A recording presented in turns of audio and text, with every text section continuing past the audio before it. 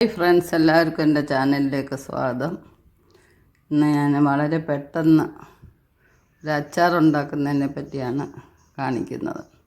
അതായത് സ്കൂളൊക്കെ തുറന്ന് നമുക്ക് കുഞ്ഞുങ്ങൾക്ക് ചോറിൻ്റെ കൂടെ ഒരു അച്ചാർ കൊടുത്തു വിടണമെന്ന് വിചാരിച്ചാൽ പെട്ടെന്ന് മാങ്ങ ഉണ്ടെങ്കിൽ രണ്ടെണ്ണം പറിച്ചുകൊണ്ട് വന്ന്, ഒരുപാട് വേണ്ട, 2 മാങ്ങ ഉണ്ടെങ്കിൽ തന്നെ ഒരാഴ്ചത്തേക്കുണ്ട്. അപ്പോൾ അത് പറിച്ചുകൊണ്ട് വന്ന് പെട്ടെന്നൊരു തയ്യാറാക്കുന്ന സമയത്ത് തന്നെ നമുക്ക് ചോറ് വെച്ച് കൊടുത്താൽ കുഞ്ഞുങ്ങൾക്ക് അത് കഴിക്കാൻ നോക്കും. അതെങ്ങനെയാണെന്ന് ഞാനിപ്പം കാണിച്ചു തരാം. അതിന് വേണ്ടി ഞാൻ 2 മാങ്ങ ക്ലീൻ ചെയ്തെടുത്തിട്ടുണ്ട്. ഇത് പുറം കഴുകി എടുത്തത്. ഇതിൻ്റെ തൊലിക്ക് കട്ടിയില്ലാത്ത മാങ്ങയാണ്, അതുകൊണ്ട് ഞാനിതിൻ്റെ തൊലി കളയുന്നില്ല. തൊലി കളഞ്ഞു കഴിഞ്ഞാൽ ഇത് പെട്ടെന്ന് അങ്ങ് അവിഞ്ഞു പോകും. അതുകൊണ്ട് ഇങ്ങനെ തന്നെയാണ് ഞാൻ അരിയുന്നത്. തൊലി കളയാതെ എടുക്കുമ്പോൾ നമ്മൾ ആ ഞെടുപ്പ് ഭാഗത്തെ തൊലി കുറച്ച് കളയുന്നുണ്ട്. അപ്പം കറയുടെ ഒന്നും ചവ വരാതിരിക്കാനാണ്. കറ നമ്മൾ സൂക്ഷിച്ച് വെക്കേണ്ടതിന് ഈ കറ കളയരുത്. അത് തന്നെ ഒരു പ്രിസർവേറ്റീവാണ്.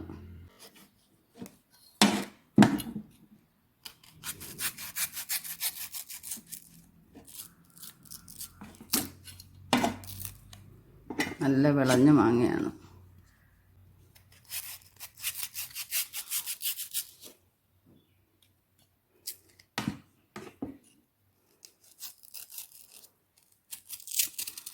ഒരു മാങ്ങയേ ഉള്ളെന്ന് വിചാരിച്ചാലും നമുക്ക് മടി വിചാരിക്കേണ്ട, പെട്ടെന്ന് അച്ചാർ തട്ടിക്കൂടും. ഇപ്പം ഒരു മാങ്ങ അരിഞ്ഞെടുത്തിട്ടുണ്ട്. ഇതിൻ്റെ കാമ്പ് കണ്ടില്ലേ, ഇത് ഞാൻ കളയത്തില്ല. ഇതിന് ഞാൻ വേറൊരു ഐറ്റം ഉണ്ടാക്കാനാണ് ഉദ്ദേശിച്ചേക്കുന്നത്. അതായത് അച്ചാർ കഴിഞ്ഞിട്ട് ഞാൻ പരിചയപ്പെടുത്താം. അപ്പോൾ എല്ലാം ഞാനിങ്ങനെ ചെറുതായിട്ട് കീറി എടുത്തിട്ടുണ്ട്. നമ്മൾ അരിയുമ്പോൾ ഒരു എളുപ്പ വഴിയാണിത്. ഇങ്ങനെ പെട്ടെന്ന് എല്ലാം കൂടെ കീറി വെച്ചിട്ട് അരിയാൻ തുടങ്ങിയാൽ പെട്ടെന്ന് അരിഞ്ഞെടുക്കാൻ നമുക്ക് സമയലാഭമാണല്ലോ നമുക്കെല്ലാം വേണ്ടുന്നത്. അപ്പോൾ ഇതിനി എത്രയും ചെറുതായിട്ട് അരിയാവോ അത്രയും ചെറുതായിട്ട് അരിയുക. നമ്മൾ മാങ്ങയെല്ലാം നല്ല വൃത്തിയായിട്ട് അരിഞ്ഞെടുത്തിട്ടുണ്ട്. ഇത്രയും മാങ്ങയുണ്ട്, ഒരു പ്ലേറ്റ് മാങ്ങയുണ്ട്. 2 മാങ്ങയാണ് ഞാൻ അരിഞ്ഞത്. ഞാൻ ഒരാഴ്ചയെന്ന് പറഞ്ഞ് മാറ്റി 1 മാസത്തേക്കുള്ള അച്ചാറുണ്ട്. അപ്പോൾ നമുക്കിനി ഇതൊന്ന് തയ്യാറാക്കാം. ഇത് നമ്മളിനി ഇതിലോട്ട് കുടഞ്ഞിടുകയാണ്.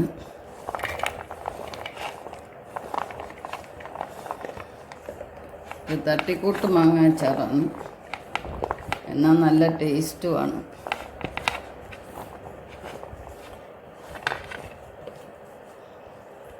ഞാൻ പെട്ടെന്ന് വേണ്ടുന്നതിന് ഇങ്ങനെയാണ് അച്ചാർ ഉണ്ടാക്കുന്നത്. അപ്പം നമുക്ക് വളരെ പെട്ടെന്ന് തന്നെ ചെയ്യാം. കൂട്ടാനൊക്കെ എല്ലാം ആയിട്ട് പെട്ടെന്നൊരു മാങ്ങ എടുത്ത് തയ്യാറാക്കിയാൽ ഉടനെ അച്ചാറാവും. ഞങ്ങൾക്ക് വേണ്ടുന്നത് മുളക് പൊടിയാണ്. മുളക് പൊടിയൊക്കെ അവരവരുടെ ഇഷ്ടത്തിന് എടുക്കാം. എരിവ് കൂടുതൽ വേണ്ടുന്നവർക്ക് കൂടുതൽ ചേർക്കാം. എനിക്ക് പൊതുവേ എരിവ് കുറവാണ് ഇഷ്ടം, അതുകൊണ്ട് ഞാൻ കുറച്ചേ ചേർക്കുന്നുള്ളൂ.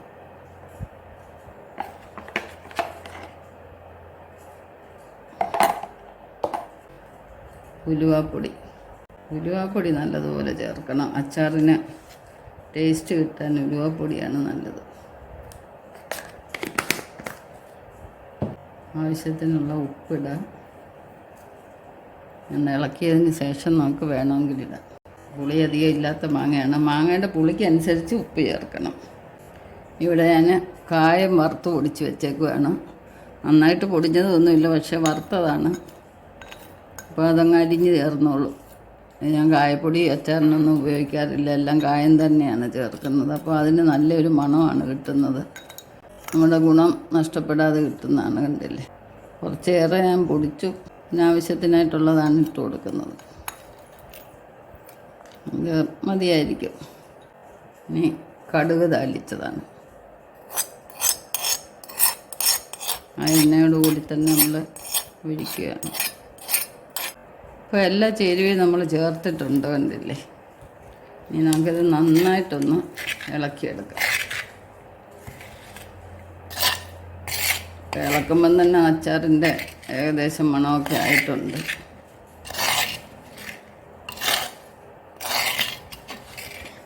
നമ്മൾ അച്ചാർ വക എടുക്കുമ്പോൾ എപ്പോഴും നമ്മൾ ഒന്നുകിൽ മൺകലത്തിൽ, അല്ലെന്നുണ്ടെങ്കിൽ ഭരണി പോലുള്ള പാത്രത്തിൽ, കുപ്പിപ്പാത്രത്തിൽ ഒക്കെ എടുക്കുക.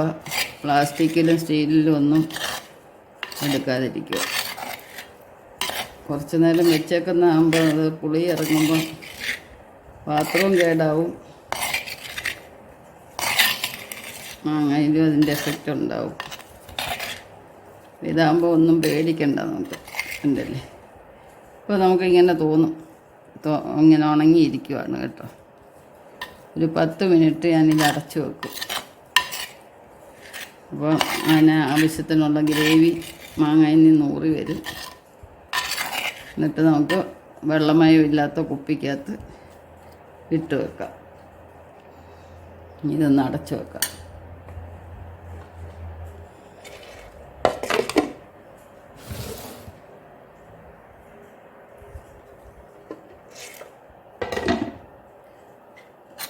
അപ്പോൾ എല്ലാവർക്കും ഈ വീഡിയോ ഇഷ്ടപ്പെട്ടെന്ന് വിചാരിക്കുന്നു.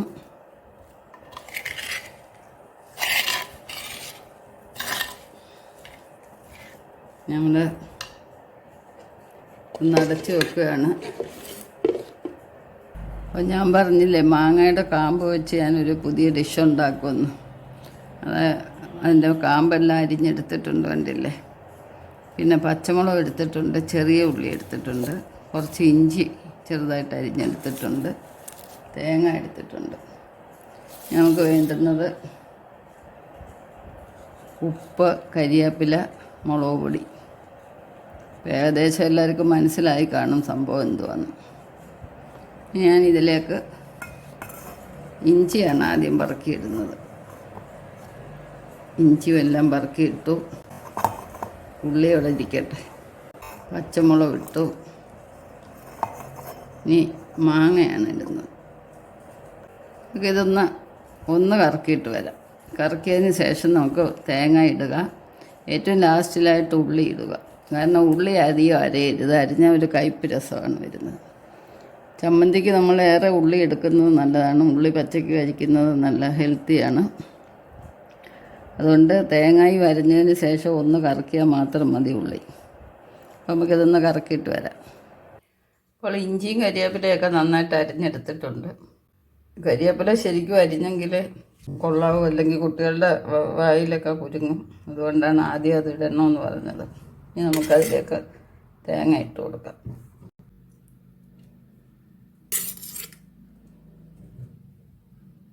ഇട്ട് കൊടുത്തിട്ടുണ്ട്. നമുക്കിതൊന്ന് കറക്കിയെടുക്കാം.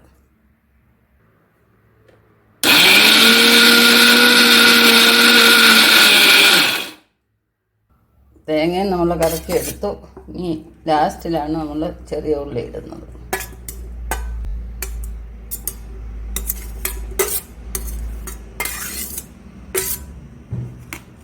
പിന്നെ നമുക്കൊന്ന് ചെറുതായിട്ടൊന്ന് കറക്കിയെടുക്കാം.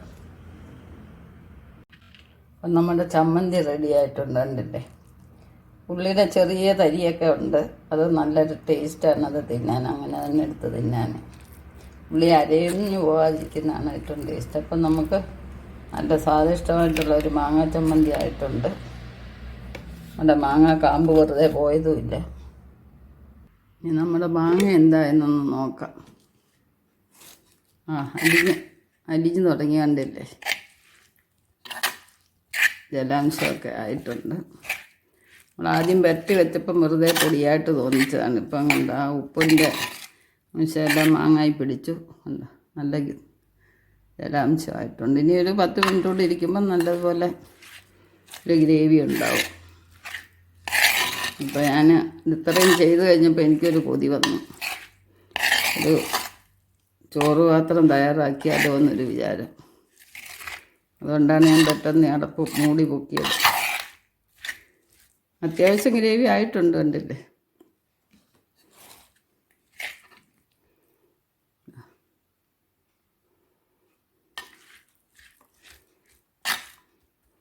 ഇനി അത് മാറ്റിയൊന്ന് വെക്കാം. നമ്മുടെ ചമ്മന്തി റെഡി ആയിട്ടുണ്ട്. മാങ്ങാച്ചാർ റെഡി ആയിട്ടുണ്ട്. ഇനി ഞാനൊരു ചോറ്റത്രവും കൂടെ ഒന്ന് ഫില്ല് ചെയ്യുവാണ്. എനിക്ക് കൊതി വരുന്ന നിങ്ങളെയും കൂടെ ഒന്ന് കൊതിപ്പിക്കണ്ടേ എന്നല്ല, അതിന് വേണ്ടിയാണ്. അപ്പോൾ നമുക്ക് ചോറ്റുപാത്രം തയ്യാറാക്കാം. ഇത് ഞാൻ കുട്ടികൾക്കൊന്നും കൊടുക്കേണ്ടാത്തതുകൊണ്ടാണ് ഇതെടുത്തത്. എനിക്ക് കഴിക്കാനല്ലേ, അപ്പം ഞാൻ പൊട്ടിക്കത്തൊന്നുമില്ല. ഇതുണ്ട്, ചോറെടുത്തിട്ടുണ്ട്.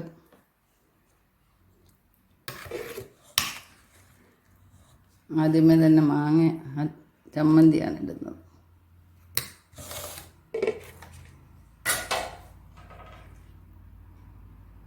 മീൻ അച്ചാറിടാം. മീൻ ഐറ്റം രണ്ടും നമ്മളാക്കിയിട്ടുണ്ട്. ഇനി സൈഡായിട്ട് നമുക്ക് വേണമെങ്കിൽ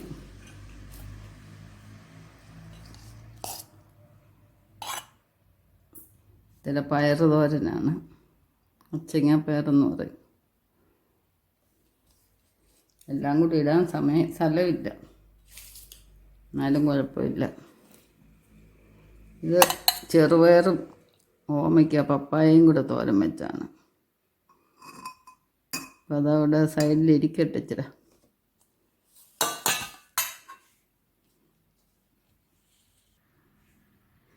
ഇനി നമുക്ക് മീൻ വേണമെങ്കിൽ വറുത്തത് വെക്കാം. മീനൊന്നും കൊണ്ടുപോകാത്ത സ്കൂളാണെങ്കിൽ മീൻ ഒഴിവാക്കാം. അപ്പോൾ ഇതെല്ലാം റെഡി ആയിട്ടുണ്ട്. ഒരു മീനൂടെ വെക്കണമെന്നുണ്ടായിരുന്നു, സ്ഥലമില്ല. ഇനി ഇതാണ് പുളിശ്ശേരി. ഇത് സാധാ മോരുകറിയാണ്, സ്പെഷ്യലൊന്നുമല്ല. അപ്പോൾ നമുക്കിതൊന്നും ഉണ്ടാലോ. നമ്മൾ സ്കൂളിലൊക്കെ കൊണ്ടുപോയി നമ്മൾ ഇത് കൈ കൊണ്ടൊക്കെയാണ് ഞെവിടുന്നത്. ഇപ്പോൾ ഞാൻ നിങ്ങളെ കാണിക്കാൻ വേണ്ടി മാത്രമാണ് ഇത് ഇങ്ങനെ എല്ലാം കൂടെ ഒന്ന് കൂട്ടി യോജിപ്പിക്കേണ്ടതുകൊണ്ടാണ് സ്പൂണെടുത്തത്.